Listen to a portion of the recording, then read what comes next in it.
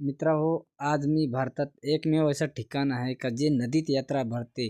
निवृत्तीनाथ महाराज यात्रा शेपूझरी इथं मी आज गेलेलो होतो. बघा घाट उतरून गाड्या लावल्यावर पार्किंगमध्ये आम्ही असं डोंगराच्या खाली उतरल्यावर खाली नदी लागली. तिथं पाळणी-बिळणी होती. मस्त वरून बघितली मजा मस्त एकदम हाय-फाय.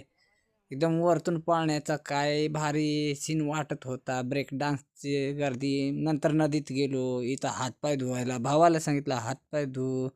हातपाय धुतले आणि नंतर मग दर्शनाला गेलो निवृत्तीनाथ महाराजांच्या. तिकडं गेलो. तिकडं पण लय गर्दी होती. खाली मंदिरात बाऱ्या लागलेल्या होत्या.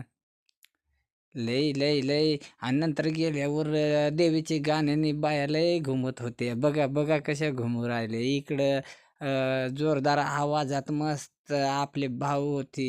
लय ढोलकी वाजवत होते. देवीचे गाणे म्हणत होते. गायक बी एक चांगला होता.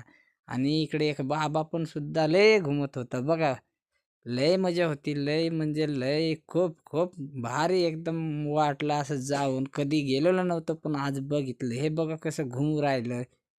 ते अंगात देव आला आणि ते घुमत होतं. मित्रांनो, असंच व्हिडिओ मी चांगलं टाकण्याचा प्रयत्न करीन. फक्त मला सबस्क्राईब करा आपल्या चॅनलला असे व्हिडिओ. आणि खाली उतरलो परत.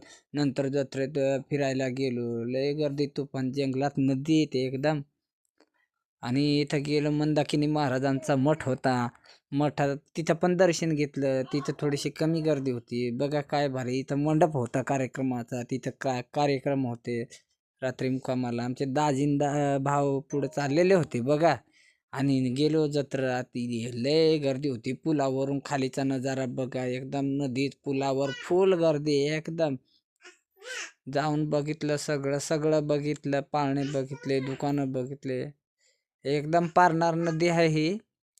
आणि मग बघा मी काय एन्जॉय करून आणि परत आम्ही घरी पोचलो. मित्रांनो, आवडला असेल तर सबस्क्राईब करा आणि लाईक करा, फॉलो करा.